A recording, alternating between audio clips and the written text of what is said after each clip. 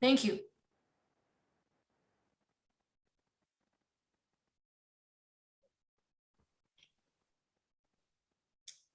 Issa, please go ahead. Yes. Ok, je tentais d'agrandir. Ok, donc comme je le disais, mon nom c'est Issa Pagbo. Donc je suis un entrepreneur. As I was saying it, I am Issa Pagbo, an entrepreneur in land restoration in Burkina Faso. As you know it, we are actually going through a lot of challenges with land degradation in Burkina Faso, and so we are, and as you know, the arable land is continually reducing, and with these challenges, we've developed a way to actually produce organic manure, and we use cotton residue, and then we add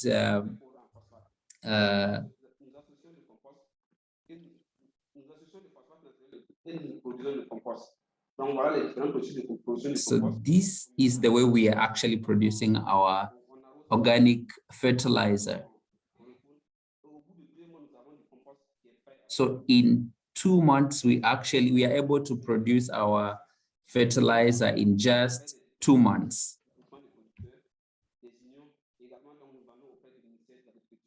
So what we are doing is we are selling these to farmers and the Ministry of Agriculture. So looking at the statistics, we in 2020, we were able to make 720 metric tons compared to 2019, where we did 400.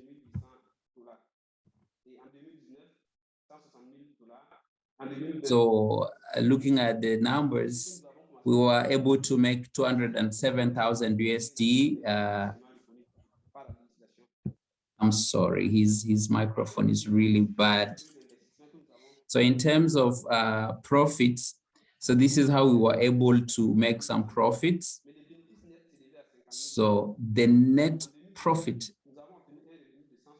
in 2019, we did 160. So in 2020, we were able to generate 207, and the net benefit was 187,000. So in terms of production,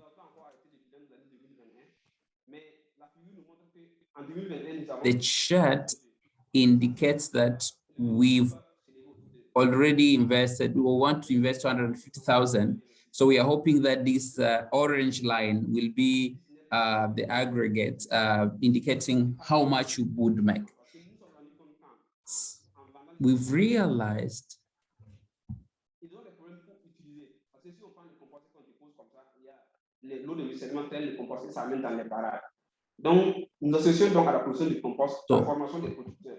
we are training farmers because when they are trained, they can help us in the restoration. We are also selling improved seeds, but also we are giving farmers improved seeds in order to increase their yield. So this is the kind of value chain we have. So we are looking into training about making fertilizers, providing seeds, improved seeds, and yeah. So we have, I'm really sorry, so for now we are looking into a distribution point, and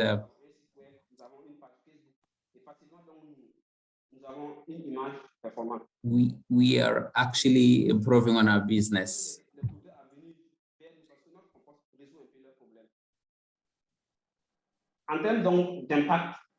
In terms of impact, we've already made a significant impact since 2018. We've already restored 500 acres of land.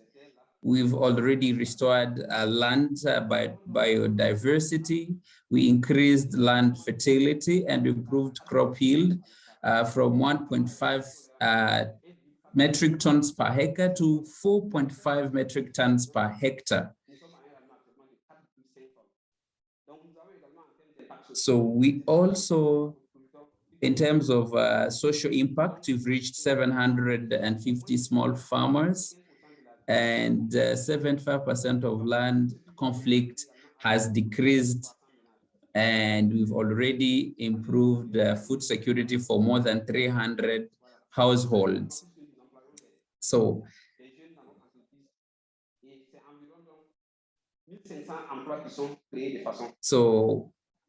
indirectly, we've also created 1,500 jobs, looking at 5,000 created over the last 3 years. So average 1,500 jobs.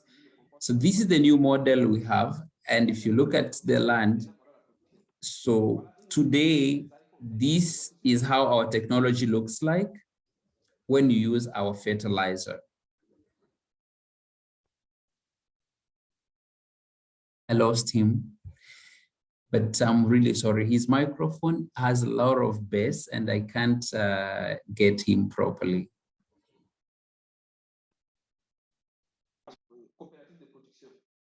Voilà. On a également les ONG parce qu'on a GIZ.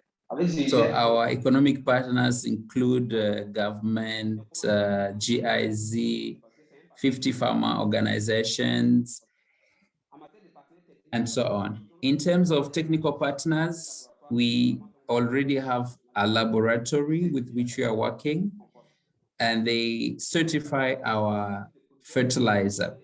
We've also established partnership with 3 farmers organizations for compost, efficacy test implementation. So with these technical partners, we've signed MOUs. So in terms of the needs we have, so we need 700,000 USD, and this will help us increase our business. So we need to buy equipment. We'll buy equipment to help us in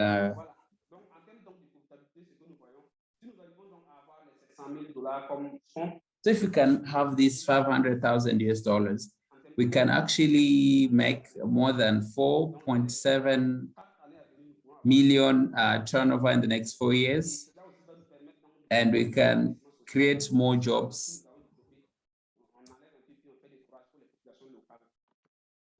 Donc, en termes d'équipe, moi-même, je suis le So this is the team. This is my team. I'm the founder. We have a specialist in land management and restoration. And then we have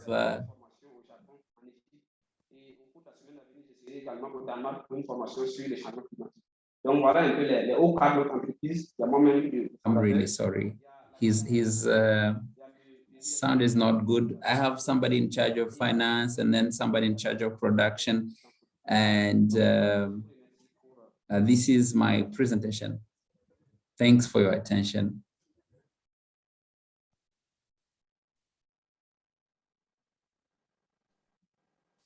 Well, we want to say thank you so much for the presentation. We have many mentors on board here, so we'd like to open it up to any mentor who might have a specific question to understand more about the business for ISA. You can unmute yourself or use the hand, whichever you prefer.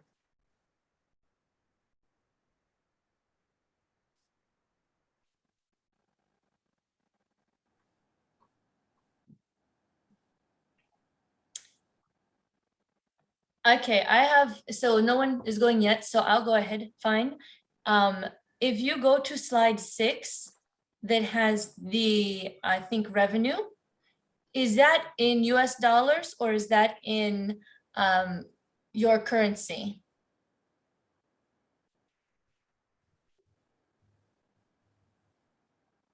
Les revenus qui sont mentionnés dans le tableau sont en dollars américains, US dollars. Okay, This is perfect. in USD, yeah, US dollars. Yes. Just quickly then put the label on there so people know for sure. That is quite commendable. Very Okay. interesting. I am noticing that the profit is above the income, which I don't think is right. So please check your lines and your numbers there. So I'm seeing 187,000 is showing up very high where it's 400,000. Nonetheless, I think we might, I don't understand what you're saying there, so please check the chart. But if you're saying you have had $200,000 in revenue, we'll want to congratulate you on your business traction so far. Actually, Isa, on that, I have a question on this slide as well. Ok, je peux.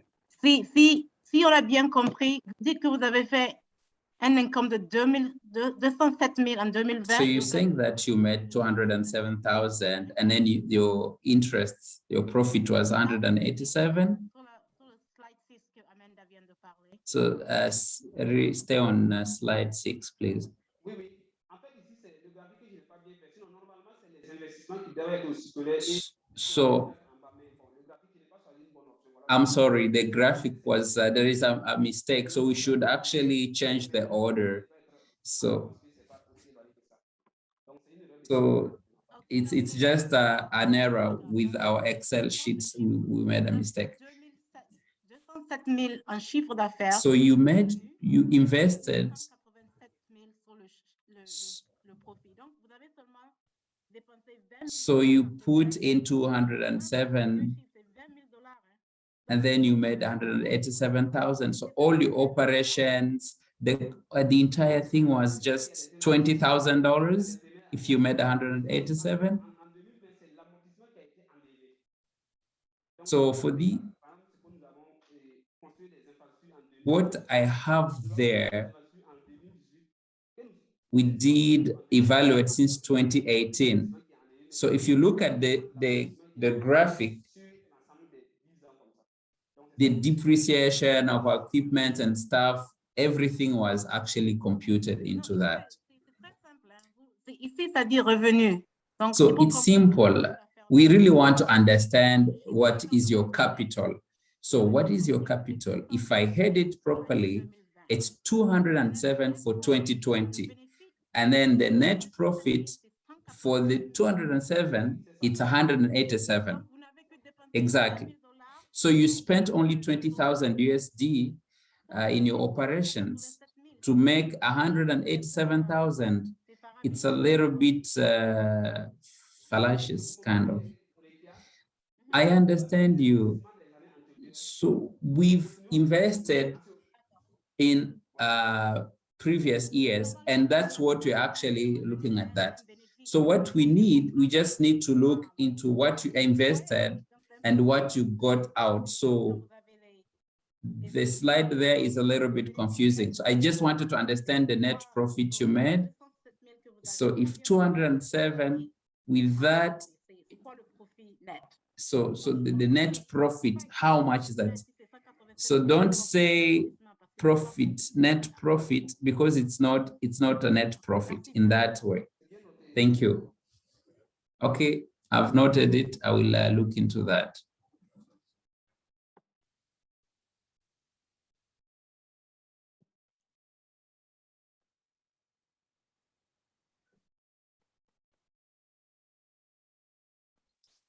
So this is good as it's a training ground to work out all of these kinks, but obviously you can see how important this is. So even if you have a profit and loss form that you would want to send to me or even to Rekia or Tom, feel free to share and we can help you if you need the additional input. This is Tom Broadbent. You're not the first or the last that has had graphical challenges, so it's no big deal. All right. So the idea is to sort of drill down because you're looking for, $700,000 to come into the business. And it's really important to lay out the financial framework as strongly as you can. And actually just sort of test yourself, go through every slide and look to see if it logically it makes sense, and give yourself enough time to be able to do that. So I'll let the translator translate, or maybe he already is. The one thing I really liked about your presentation that I didn't pick up the first time I spoke with you is your performance indicators. Can you go to that? I was really impressed with the way you showed some social factors. So why don't we go to, yeah, that's it. Click on that. All right, so I like that. And I think that shows some meaningful impact. And when you bring the financials in, you say, all right, I had like a double bottom line impact, which is fantastic. So here's my question, because I think this is really interesting for a pastoral economy and a region. 75% of land conflict decrease. Can you please talk to us about what you did there, how you're including the herders and gathering manure from them, and how you're enhancing that relationship between the herders and the farmers?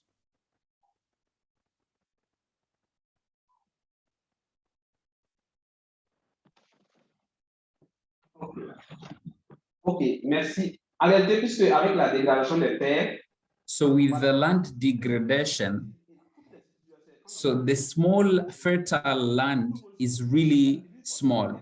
So everybody is trying to get a small piece of that fertile land. So now,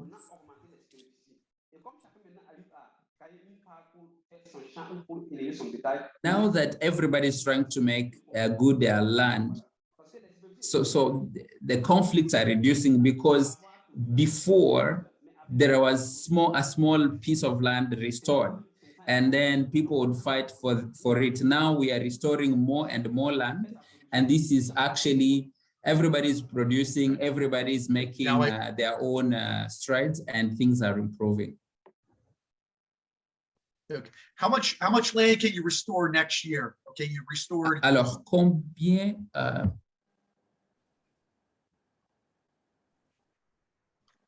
You've restored 5,000 hectares si vous voyez ici, ça, in the past 3 years, or that's what I assume. The past 3 years. How many more hectares can you restore in 2021 or 2022 without an investment?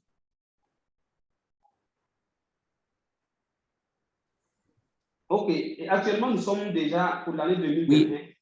We are already almost ending 2021, and we've already restored 100 hectares, but we are waiting for the end of the year to be sure of how big a land we'll have restored.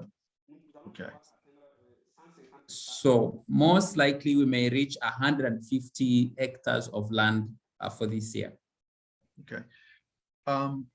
What percentage of the sales are from farmers compared to a government agency that's supporting land restoration and land fertility?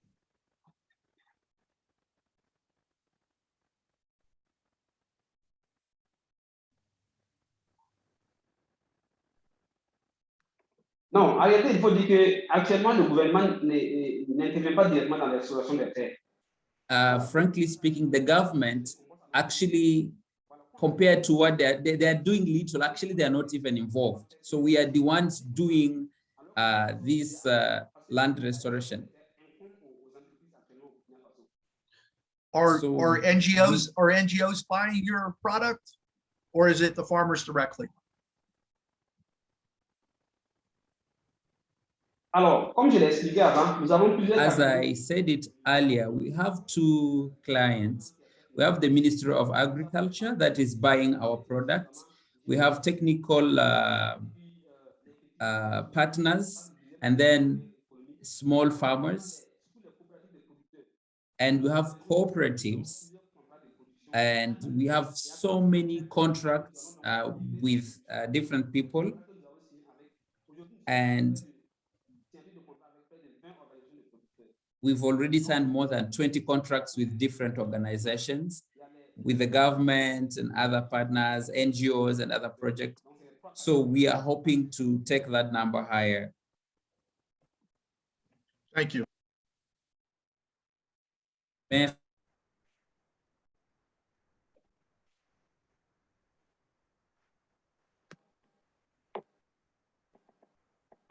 Okay, I guess I'll go again. So Issa, je voulais d'abord te féliciter. J'aurais dû commencer par ça, mais les chiffres m'ont un peu, bousculé. Mais je voulais en fait te féliciter parce que c'est vraiment très, très bien en tant que présentation. Comment tu as commencé avec la structure que tu as fait. So I really like your presentation, the information you gave us.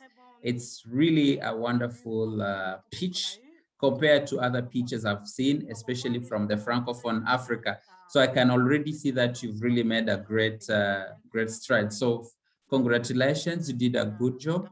The way that you actually presented your pitch, that's the first thing. C'est un très bon travail et ça ne doit pas changer. Je vais suggérer de ne rien changer.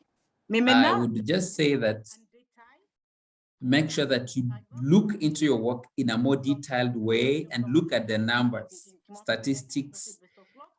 De façon que ce soit logique pour quelqu'un qui ne connaît pas. Look at these numbers and make them flow logically for somebody who does not know your business, like in terms of profit margins, like everything you're putting, like Amanda asked about, you know, the profits, all these things. So make sure that these numbers can add up. The other thing is, you say that you've created 5,000 jobs. That's really good. And that's about 200,000 USD. But in the last slide, you are asking for 700,000 USD. But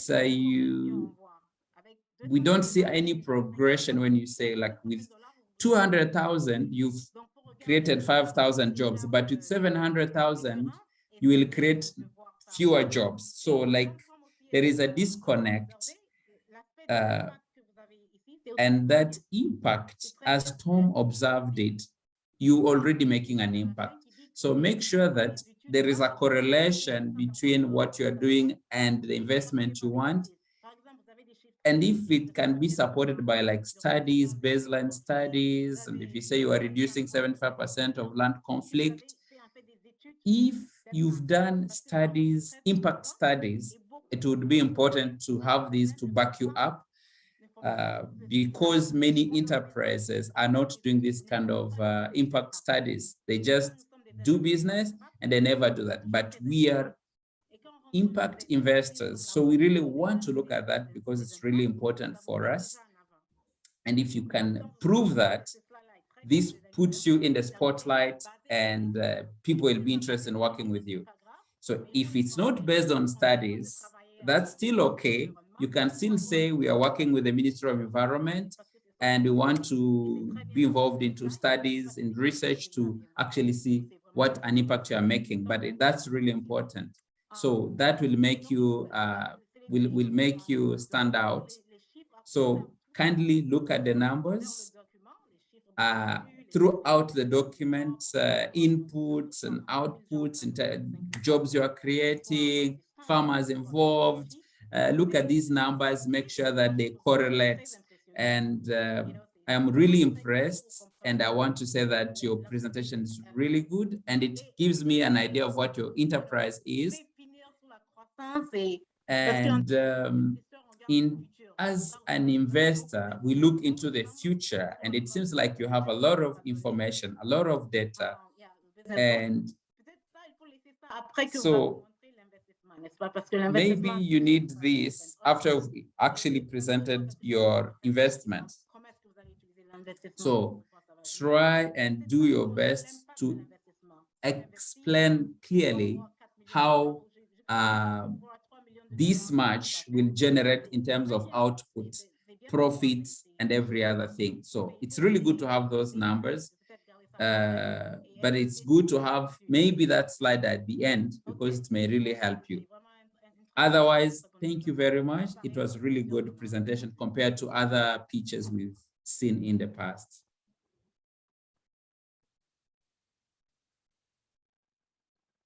This is Tom. Can we go to use of proceeds, please?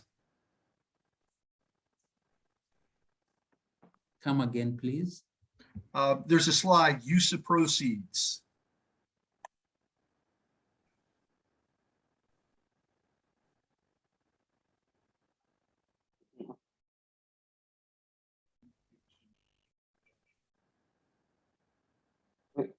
I think it's it may be slide 13.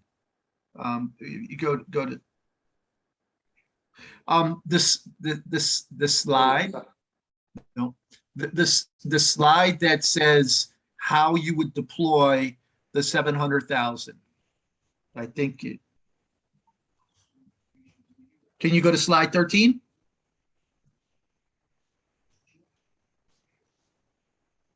Okay. What I wanted to ask the borehole for water availability and compost production. Can you tell me why that's important for compost production?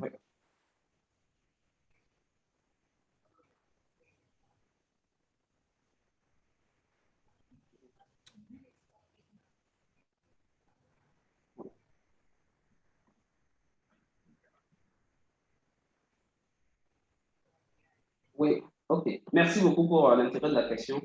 Il faut Thank you very également- much for that question. Indeed, during compost production, we use water. You need to water them, and sometimes you have to water them weekly. Avec les budgets de nous pour réaliser un forage. So we've had to drill a borehole so that we can have enough production of water that is used for the production of this compost. How deep do you need to go? Come again, Tom. The depth. How deep do you need to drill, and how big is the opening? Bon, actuellement, il faut dire que la région où nous sommes installés, la nappe n'est pas très loin. Donc, généralement, Where we are, the water table is not quite deep. Okay. Voilà, mais c'est les études qui vont le confirmer ici parce que ça peut dépendre d'une position à une autre. But that can change from one location to another. But at least by 10 meters, you could get to water surface. Okay. Thank you. Okay.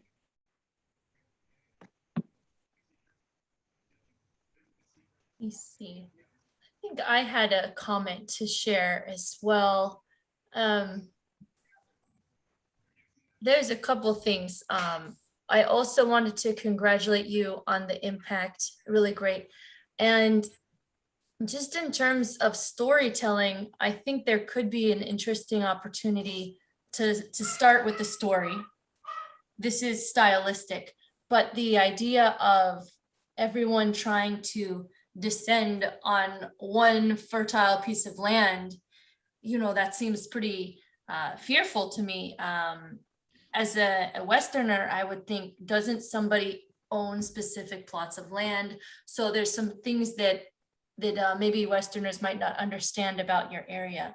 And I think that how you can say it, you're really solving everyone's problem. We're instead creating more fertile land. So it's not something we need to fight over. That's really interesting.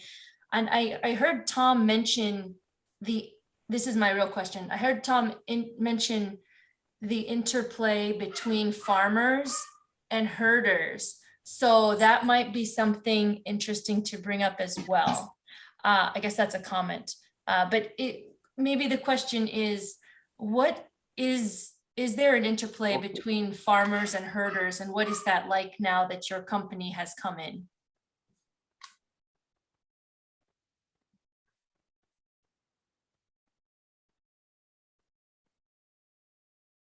J'ai pas bien compris la question. Vous pouvez répéter pour moi, s'il vous plaît?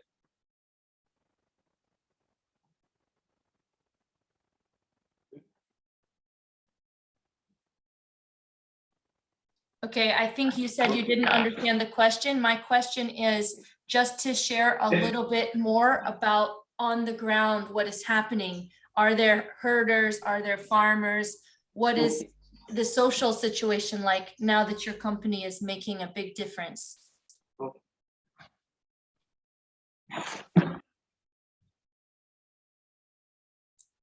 Okay, so Merci. oh, okay. Yeah, there it goes. Oui, Avant notre restauration, on avait très peu de terres fertiles. with the restoration, indeed, we had very few fertile lands. So indeed, there was a conflict. There was conflict because everybody wanted fertile lands, both for the farmers and the livestock, and those who are raising livestock. So indeed, while we restore the lands, then at least right now everybody has enough land to be able to carry on with their production. And we will do an evaluation of this impact. Okay, perfect. Thank you. And then, oh, Sorry, go ahead, Rikia. Can I add a little bit of context for it? Because that's something very common in the area for the herders and farmers. So basically what happens is the herders, they move their cattle around, going south, and they're usually looking for grass to graze in for their cattle, right? And so when there is a lot of grass, then there is no conflict. But because now there's less fertile grass and land around, everything is dried up, you know, they have to go, not only that the herders have to fight and all try to get to the same little land that has fertile, you know, that's fertile enough to have grass, but now the farmers have this conflict as well of, you know, you can't, when I used to have a lot, I can let you have your cattle on my land and you know, have them eat the production, but now I have very little, so I can't share either. So that's how it works typically in the region, and that's across Niger, Mali, Burkina. And so that's how the impact is in terms of the increase in conflict. Wow, so would it actually be that maybe the herders would pay something to the farmers, or was it really just a sharing situation? So it depends. So they've been doing this for centuries. This is how it's always worked. So some families have relationship with certain families and they get paid. There are deals made, and there's sometimes when, you know, people let their cattle just graze on different land, and then there's conflict there because they didn't have permission. But yeah, with the lack of available, you know, fertile land, then there's less land for the herders, and there's already, you know, so a fight for that to try to get to. You know, Okay. if no one is looking, I'm going to try to get my cattle back, but it always lands into conflicts. Then I also it leads to death. I would also wonder then, what are the crops that are being grown? I tried to tell, it looked like maybe corn and wheat. How about any fodder? Just what are the crops that you are seeing people grow? Yeah, I'll let maybe Issa answer that. Yeah, oh, exactly. Yes, that's Marisa. Thank you. Sorry, Rikia. It's okay. Oui. Voilà, donc nous avons plusieurs spéculations qui sont employées par les producteurs. Nous avons les cultures vivrières. Et au terme des cultures vivrières, nous avons le maïs. We have maize, we have sorghum, we have rice, and millet. And for in terms of the cash crops, we have cotton, we have sesame.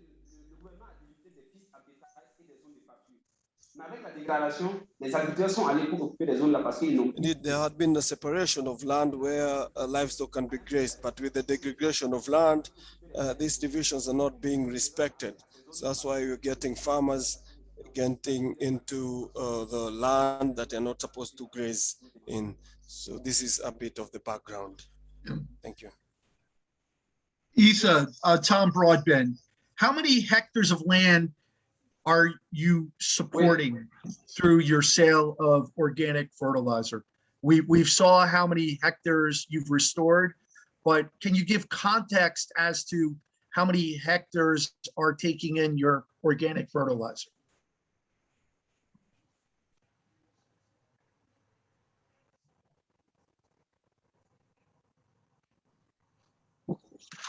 Oui, bon, parce que j'ai parlé tantôt de partenaires commerciaux.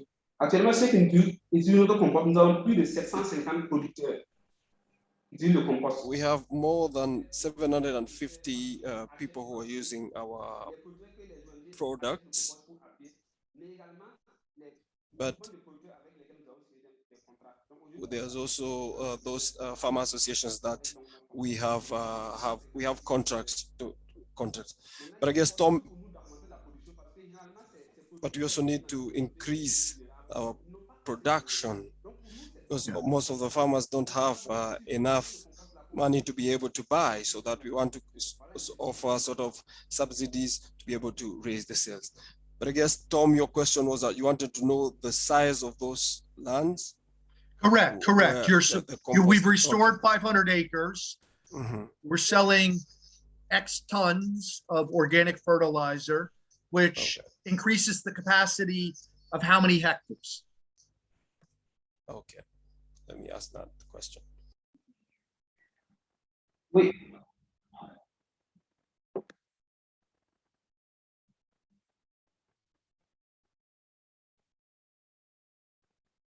Combien d'acteurs ou combien de... Je n'ai pas bien compris la question.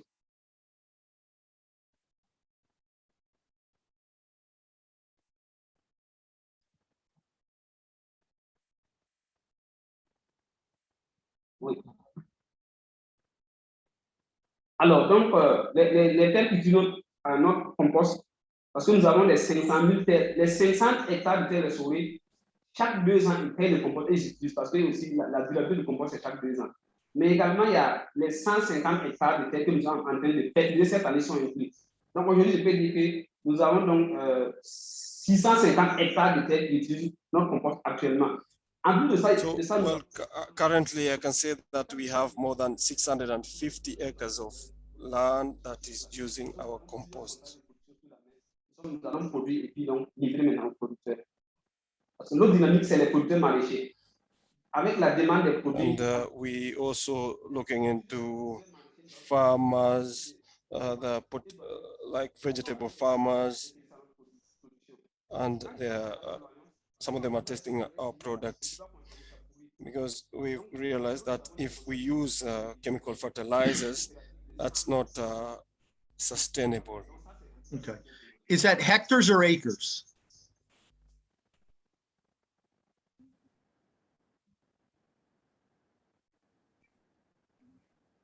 Non, c'est hectare. Okay, got it. Hectare, 10 000 mètres carrés. Hectare. Thank you.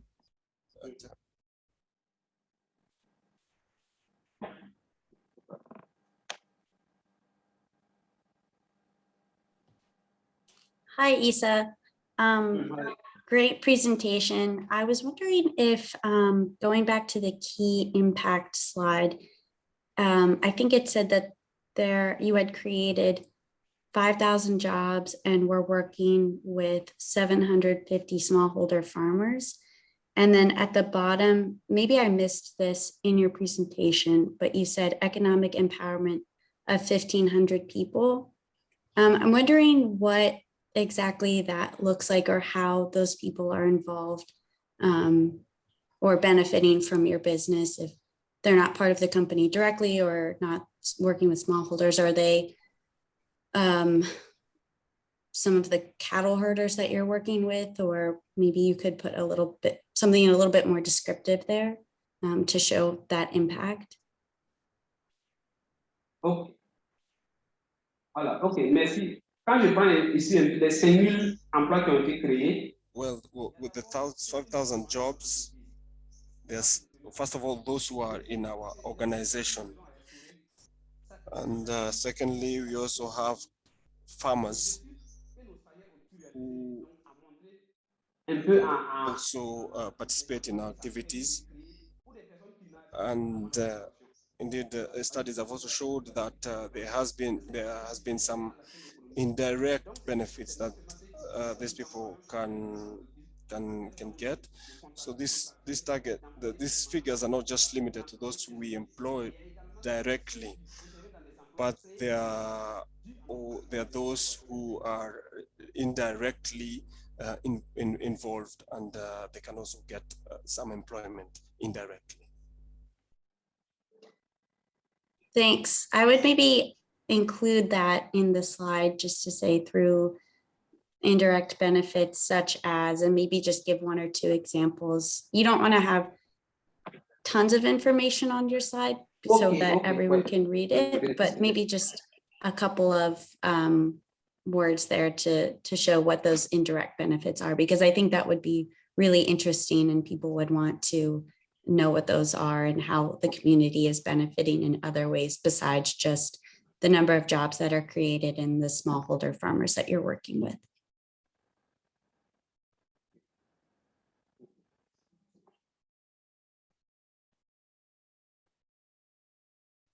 Okay, so I think this has been great. One big question that leads to my mind is, what is the obstacle to growth? Is it getting farmers to purchase it, or is it producing enough to sell to the farmers? So I want to leave you with that, because that would probably help you identify how you would spend additional funding if and when you receive it. So I would want to thank you, and anyone who has different follow-up questions can definitely, you can be in touch with us. Isa would like to invite Soazara to join us now and to share his or her presentation. Sorry, I don't know the name.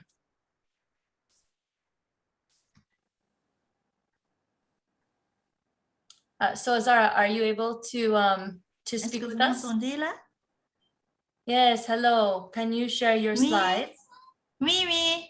Parfait. Attendez. Just a second, please.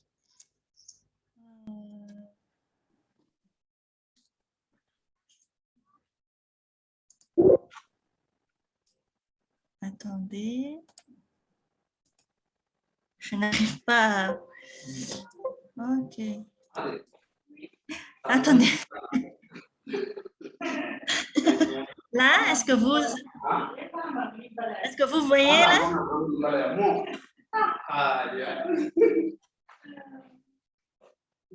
Allô?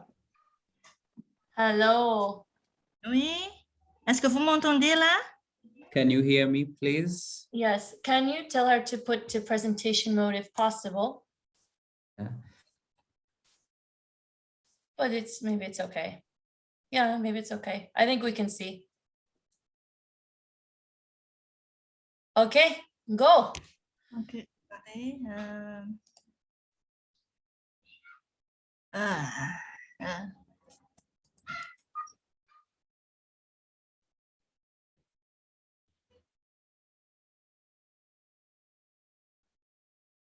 Mhm. It can be okay like this, because then it's easy for us to see the slides also. C'est le Okay. diaporama. Oui, oui, parfait. Désolée. Ok. Bon, donc bonjour à tous. Good morning, everyone. I will start by just a small context about my enterprise. We started in 2016 and we are operational in 2017. And then we wanted to actually produce vegetables for the population. But in 2017, 2018, we had a big drought in our country and we lost everything. And now, because I worked in an NGO that was actually in environment conservation, then which means I communicate a lot with the different people around the natural forests. So I decided to look into combining environment protection and entrepreneurship. So we changed our business model because we had realized that our vegetables were actually growing better and faster in this region. And then we just launched our business. So besides that, in Madagascar, we have too many diseases which are actually a result of using a lot of chemicals in our foods. And we realize that that problem can be solved by using a different model, by producing ecologically and organic products. So that's how, after a small study we did, before we could change our business model, we realized there are so many companies using chemicals, and they would use like 7 kilograms of chemicals to actually use them as fertilizer, and that was really affecting people's health. And we realized that was an opportunity for us actually to make an impact. And we looked at producing this unique crop in Madagascar.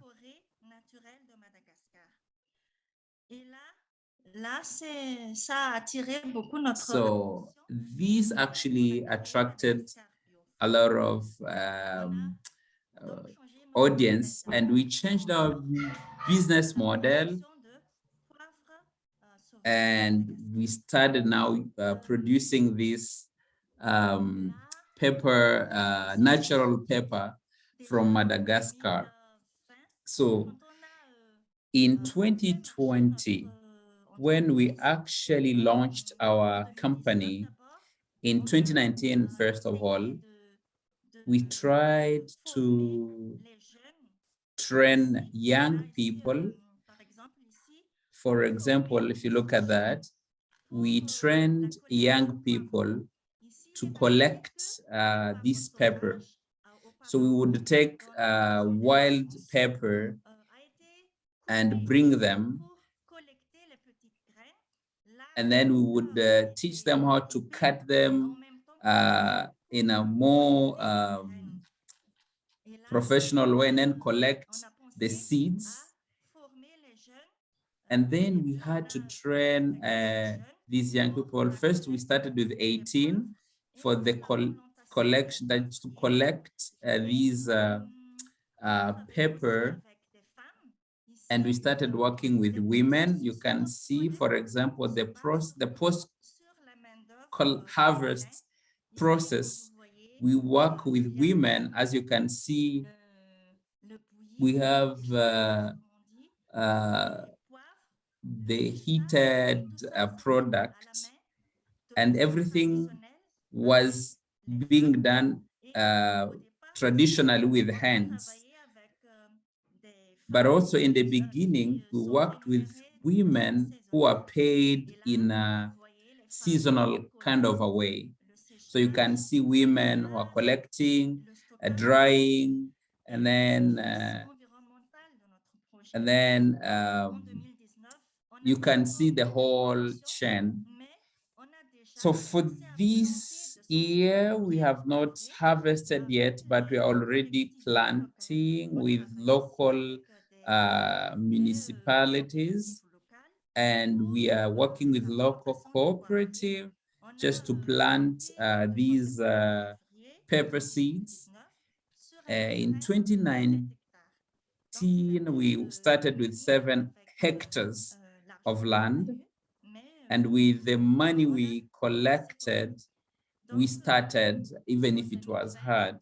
So in 2020, we increased our farm to 20 hectares of degraded forest. So as you can see in the picture, we are with the local population and some local leaders who wanted to help us, and they participated with us in this project. And this is Leila. He has a lot of degraded land, and we are using that. So we wanted to work with these local authorities to actually start this project. So the opportunity in Madagascar, we could produce 2,000 metric tons of this pepper. So we can actually make 20,000 for the international market, but unfortunately we are only at 2,000 metric tons. So this means the gap is big and we can do something and we can venture into that market. The other thing is that there was a 10% increase of bio products. So we realized that we can actually, after COVID, actually people can realize actually the need to protect the environment. And we are thinking of venturing into this area, this domain. Comme le poivre est collecté dans notre zone. Now that this pepper is collected from our land, so since December, the campaign started in December. From December to March, we were able to collect 75 kilograms of this pepper, and we sold them on international markets for $47 per kilogram, and we were able to generate $3,570. It is really small because we started our business model with a small capital, but we are hoping to improve on that. So when we look at the 2020, we want to actually collect 135 kilograms of poivre with cooperatives and cooperatives working with us. And if the price does not change per kilogram, we could generate $6,345. So we wanted to be precise with regards to the numbers. So for the next 5 years now, for 2020, for example, so we already planted 1,000 seedlings of this crop, and we are hoping to collect the grains in 2024, the seeds, and that could actually double our funds. So we will possibly have 34,000. So we'll have doubled our revenues for 1,000 seedlings planted. So this is what we've been doing without any grant, any inputs out from outside. So for our project, we are looking into 25,000 US dollars, and we want to build capacity for local harvesters and cooperatives, partner cooperatives. We want to improve our farms, but also the most important thing is that we want our company to be sustainable. So we want to plant 3,000 more seedlings for 75 hectares land. So our partner in the beginning actually,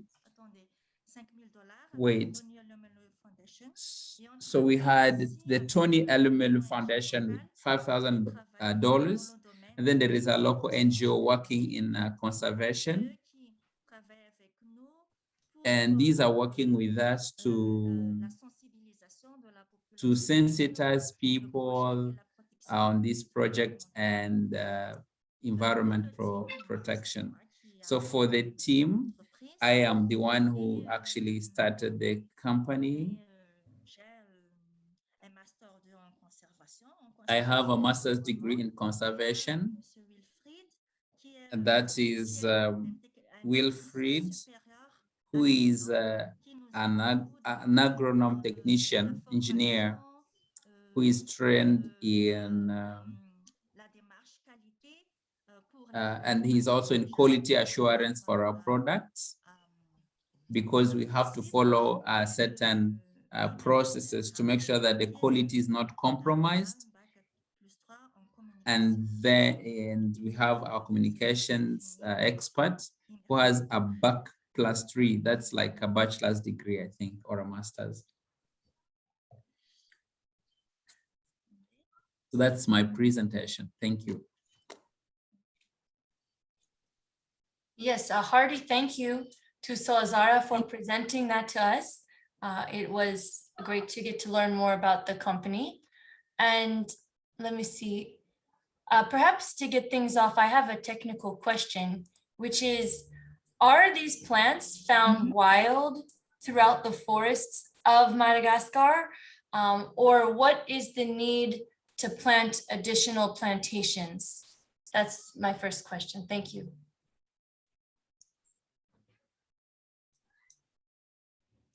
Donc,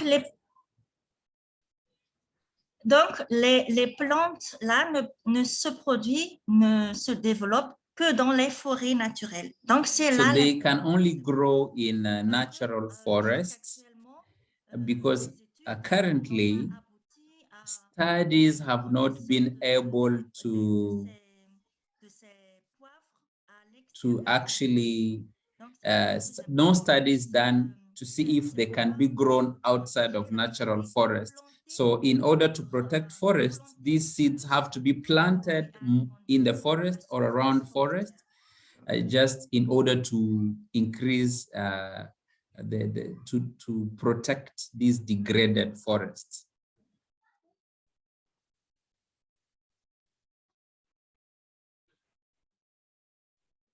Thank you for that description.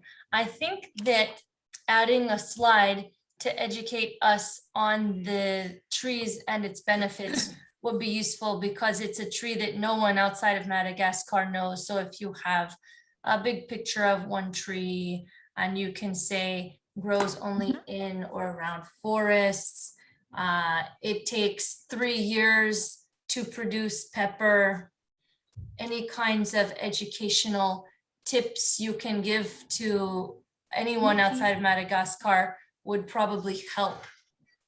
Additionally, you can also educate us on the ways that we would cook with that as you're exporting it.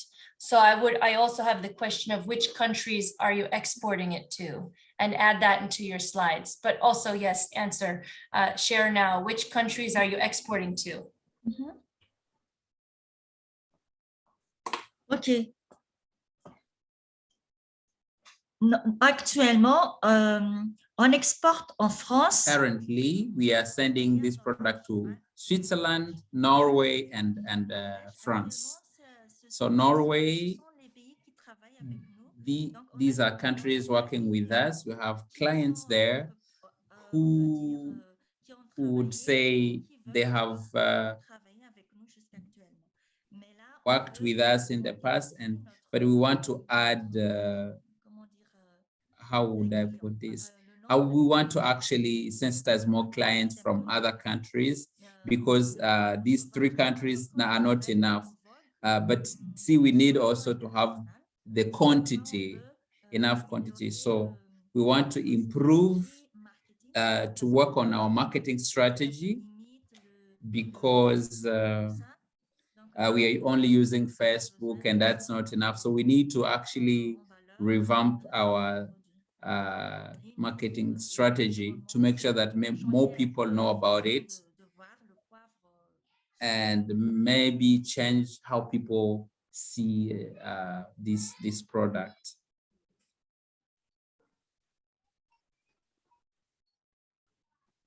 This is Tom Broadbent with Barca. I liked your story. You gave us a sense of how you initially began, and then you were very adaptive to get to this business model. So here, from a financial standpoint,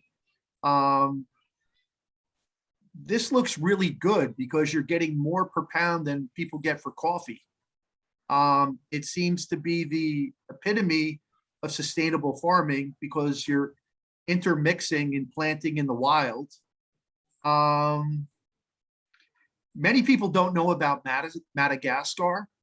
So I think what would be helpful as you approach Europeans and American investors, you sort of give a little bit of a context on Madagascar, some of the challenges and what the opportunities would be for foreign direct investors. This pepper, are you just selling it bulk? And then is it being bottled or containerized somewhere else and then being sold to premier restaurants or home chefs?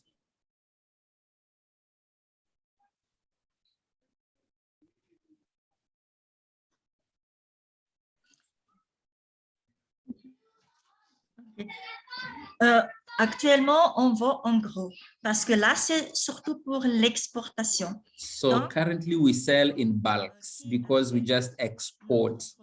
So we have clients who buy our products in bulks. So then they will retail in their countries. So we just do it as, we do it in bulks because they retail, we don't retail. We just sell in big quantities, in huge bulks. Okay. So of the $47 per kilo that you get, what is going to the woman that collected that kilo? What is going to the cost of sort of planting? And what is going to the cost of the production?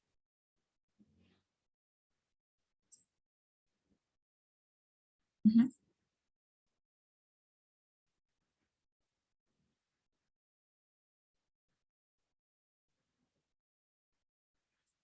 Mhm.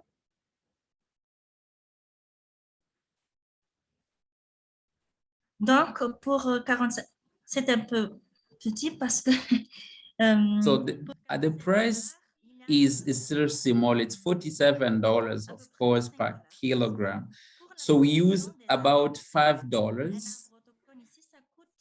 So the seed is like $1, the seed. So for $47, so we've just for planting alone, $5 go into that. So for now, protecting and watering and all these water view. So then we add, it goes to about $5.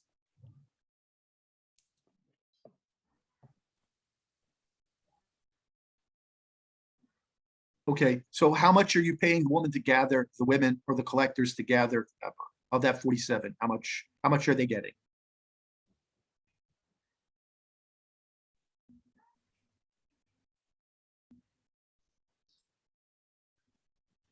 Donc, là, c'est, est-ce que c'est un peu calculé parce que là, c'est, on le fait en arrière. So it's done in our currency. Allow me to just do some maths because we do it in local currency.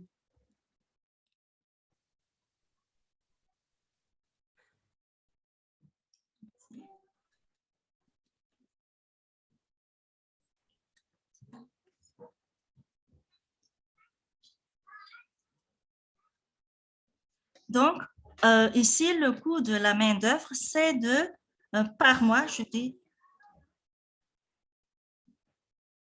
pour un mois, pour un, So for 1 month, okay, pour un mois, elle gagne for 1 month, $45.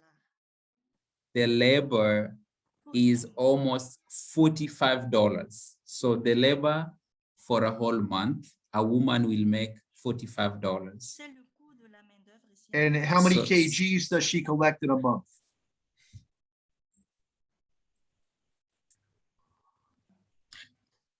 Donc, les femmes ne collectent pas, mais elles trient elles font le triage. So actually, women do not collect. They actually do, they select the best Okay. quality. Yeah, so them, they are not into collecting. Okay. Are the woods, are the forest dangerous for the women to collect? Or is it just Yes. not the type of thing that they do in your business process?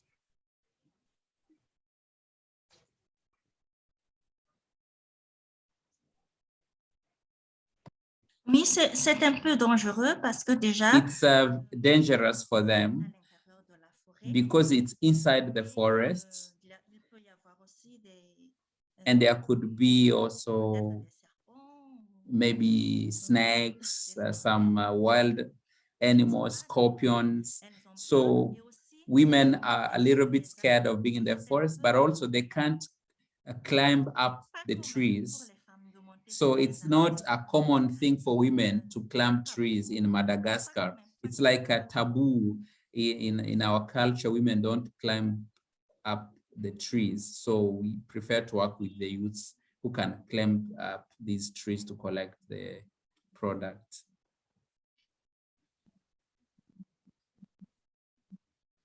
OK. J'ai quelques observations et quelques questions pour vous. D'abord, merci pour cette présentation. I have some questions for you, and thank you for this presentation. It was really good, and I'm glad you followed the right format. So generally speaking, you did a great job by starting with the context on how you created your company, and talking about the resilience and perseverance. So that's really good. But also, I would want to actually say, please reduce the time you spend on the context because you took too much time on that. So just what are you doing? It's good to talk about resilience and where you started, but try to go really fast on the real thing. And this is what we have, this is where we started, this is what we have. So before we get your product, you know, we were at already 6 slides. So we would really know what is the product, what are you selling? And if you have the picture of the package, for example, we would really, really love to see that. The other thing is that you did well to give us the numbers because that was really good. Because when you look at the demand, it's 20,000 metric tons and you are only making 2,000 and you are only making 75 kilograms. So we can already see that we are really small and you are at the beginning of this journey. So don't be scared. Just say it. That's where we are. This is what we are doing. And that way, the investor will look at it and will be like, okay, this is what I need to invest in. And because if you don't demonstrate the growth, then it's hard for them to know what they have to do with you. But also, if we talk about percentages, you talk about 3,000 and say we'll double this number with the graph that you presented. Just show us that, you know, it's growing first. Just use percentages. When you say 3,000 something, we don't get it. But if you talk into percentages, it is much better because it shows us, oh, this is what is happening, and I received these, and I will transform these in 2, 3, or 5 years. So that gives it more spice. Mais essayez de vraiment exprimer votre ambition, en fait. Et où Just vous allez try as best as you can to demonstrate your ambition. Like, so it's good to really saying that people are making 2,000. And could you please say something about why it's only 2,000 tons? 2,000 instead of 20,000, you know, and now you are a small one making 75 kilograms. So try to actually compile that information, because if in Madagascar, you have 1,000 companies doing these tiny small quantities, then you never move forward. But if you have companies which can make 1,000 tons, and maybe you could also arrive there. So actually with a technical and financial support. So the other thing, when you talk about countries, you talk about big countries, France, Switzerland, France, and Norway. These are big countries, but they just buy 75 kilograms. Big countries, just for 3 countries, you only sell $3,000. Something is missing there. Is it do we need just a tiny small quantity just to do big things, or like can they use like 1 gram to do just great stuff, or like, because we really would love to know what 75 kilograms would do. These are these tiny small plastic bags, and is France buying like 1,000, Norway 1,000? Like we would really want to know, like, because for 4 countries and you sell 75 kilograms, we really want to know how this works, because it doesn't help us get the clear picture of what the demand is and for what. Because you talked about resilience, perseverance, and just try your best. Use pictures. Let's see what is this, what is it used for, and that can help. And then when you get to the numbers, please make the numbers speak. Make the numbers, use percentages to just convince people, and in your context, just try to be ambitious. Otherwise, this is really good for as a first-time presenter. I really think you did a good. If you can really be more elaborate, that would be really, really good.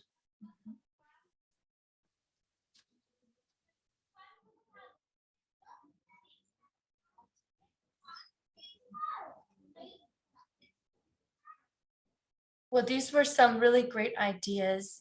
I have written a bunch of the notes, and actually, so Zara, and you can access those by going to the chat box as well and just clicking in the link, and you can see what notes have been written so far. I would encourage other people to add notes there. They are in English, but the great thing is we have translate.google.com that would really help Zara read our comments very quickly.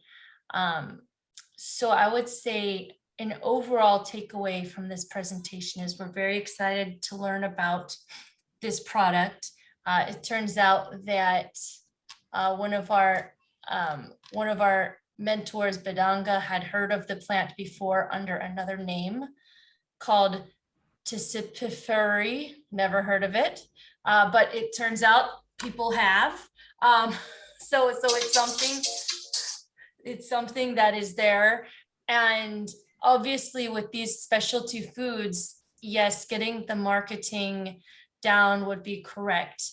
So to bring up a point that Rekia was making, how are you similar or different than the other producers in Madagascar?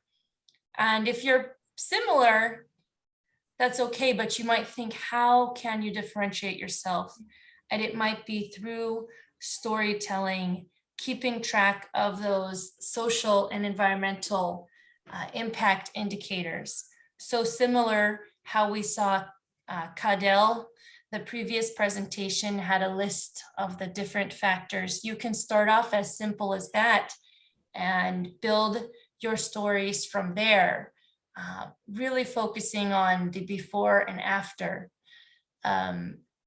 effects of your company. So we do want to see that you're going forward, but we're going to need to see some more numbers put into your project, some more impact variables, and some things that were mentioned today. So I would really highly suggest you can take a look at this feedback form and translate it to French, and that would help you go along.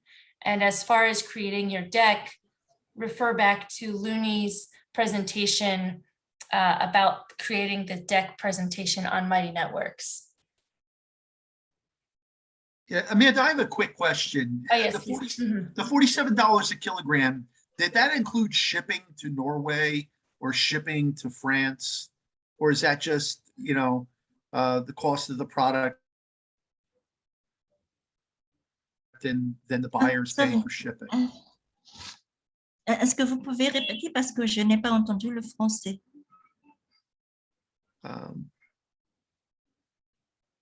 Are translators in there, somebody that speaks French? Allô? So I Je didn't. n'ai pas entendu D'accord, elle demande les $47 par kilo que vous avez. les 47.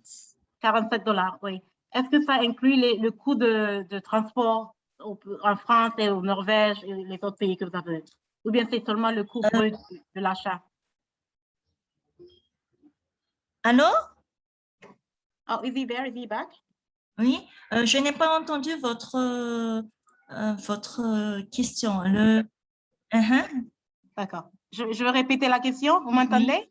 Donc, les $47 par kilogramme que ça vous coûte, que vous avez mis comme coût Non, du non, non. produit. Ah, Est-ce non, que- non, non, non. est-ce que C'est ça seulement inclut- le bénéfice. Well, that's the interest only. That's the profit. That's only the profit. Et ça se vend à $47 le kilo. C'est ça? Les $47 le kilo, est-ce que ça inclut le prix de transport? Le prix de transport, c'est seulement sur le prix d'un transport FOB, c'est-à-dire d'ici de notre entreprise jusqu'à l'aéroport. So it's just from the company to the airport. So the clients pay for transport. Okay.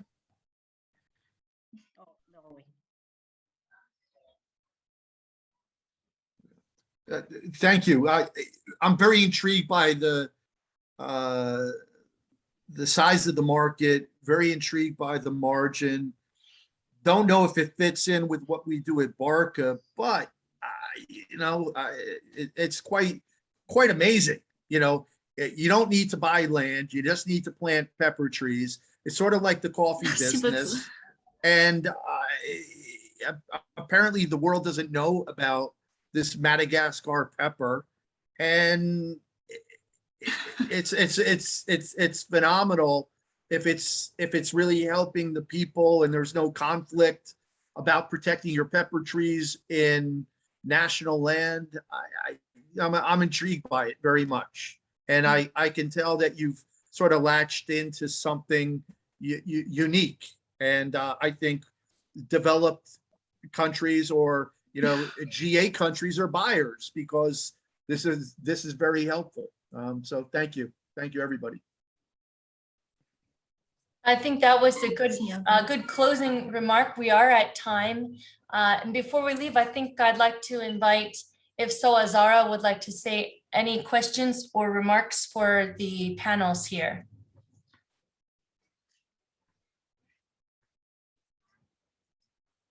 Donc, merci à vous de m'avoir écouté quand même. Et Thank merci you very much for having me. And thank you for your advice and observations, because as I said it, we are really happy that you are here. But I have a small question for you. May I ask directly a direct coach to whom I can present my pitch deck and then we improve on it? Is it possible? I don't know.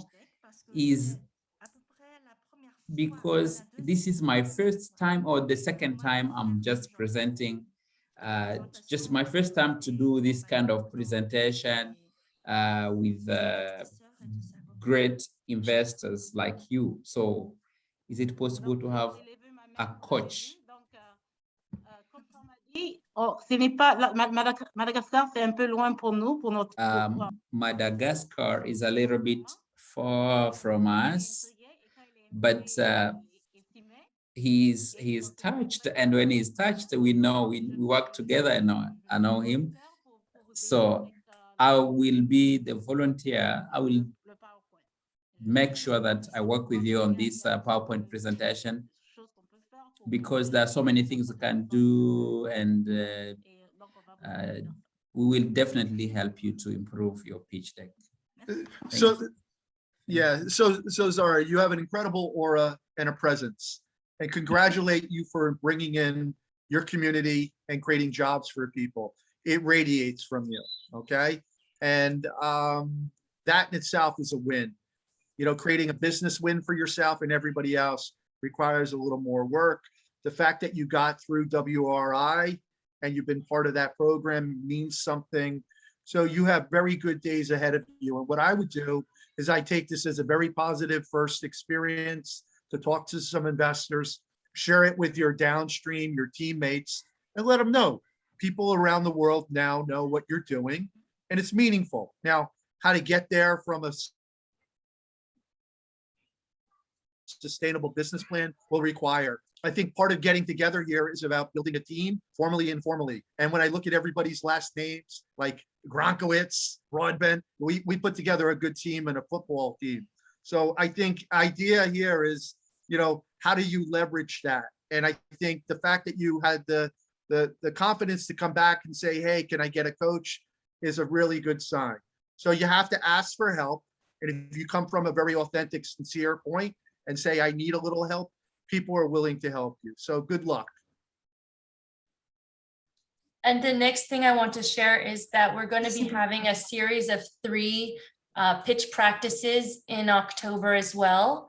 And so then you can have chances to iterate and practice, and also definitely take advantage of the coaching. But when, you know, in between coaching, I think you'll find that you're going to have some homework to do as far as practicing to say it out loud, literally writing down everything you want to say, you think you want to say, going through it, erasing a lot of it. And there's a lot of steps, but the reason why at the end is so people can see what it might take us 45 minutes to understand.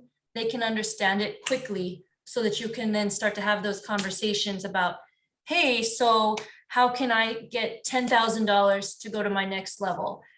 Here's what I'm going to do. So it just helps you have faster conversations. Now to Rekia. Merci beaucoup. Oh, sorry, I had raised my hand when she asked for a coach. So let me, sorry. That'll be perfect. Sorry.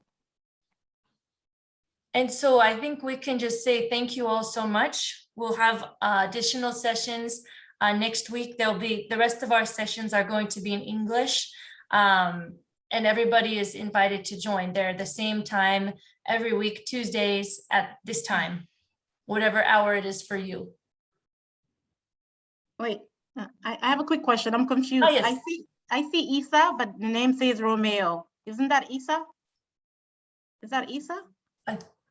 Oh, yeah? Yeah. So why isn't it?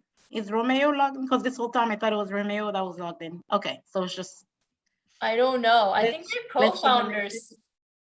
No, what if one is in Burkina, one is in Benin? Then I so don't they should be- understand. Yeah, they should be 1,000 miles apart right now. So that's why I was confused as well. Okay. This that's is Isa. a Zoom bug. Yeah. All right. Get our money Very back. funny. Okay. Goodbye, everybody. Thank All you. right. Thank you. Bye. Thank you. Bye-bye. Au revoir. Bye.